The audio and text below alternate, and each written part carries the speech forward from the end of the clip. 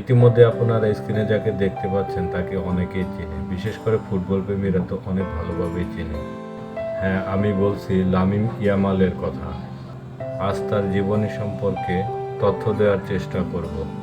Lamine ইয়ামালের জন্ম 2007 সালে 13 জুলাই সাম্পলগুয়ে দে ল্যাব্রোগাস্ট, স্পেনের কাতালুয়ার বার্সেলোনার মেট্রোপলিটন এলাকায় ওয়েটেক্সিলা, এবানা এবং বিল্ডিং পয়েন্টার্স মনি নার্সারোয়েতের কাছে জন্মগ্রহণ করেন।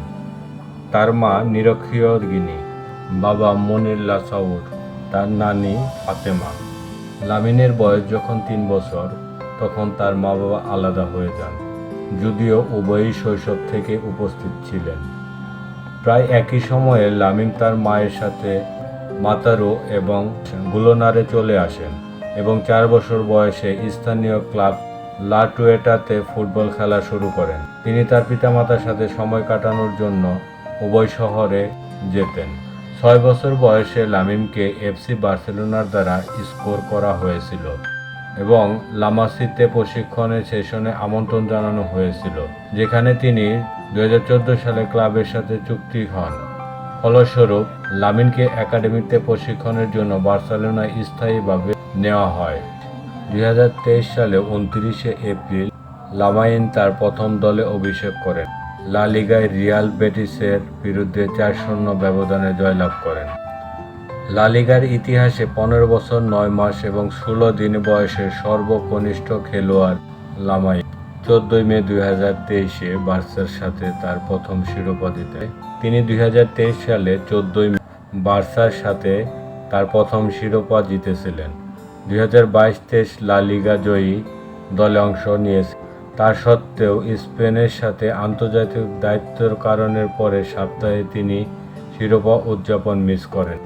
লামাইন 20 আগস্ট 2023-এ এস্তেন্দি অলিম্পিক লুইস কোম্পানিকে কাডিজের বিরুদ্ধে 2-0 জয়ের মাধ্যমে ক্লাবকে শুভ সূচনা করে। 11 জানুয়ারি 2024 সুপার কোপা এপানার সেমিফাইনালেও সুসোনার বিপক্ষে 2-0 গোলে জয়লাভ করে লামিন। এরপর 14 জানুয়ারি রিয়াল মাদ্রিদের বিপক্ষে ফাইনালের শেষের দিকে 29 মিনিট খেলেন। 16 বছর বয়সে লামিন মৌসুমে বার্সেলোনার হয়ে বেশ কয়েকটি রেকর্ড ভেঙে সমস্ত প্রতিযোগিতায় 50টির উপস্থিতি হয়েছিলেন।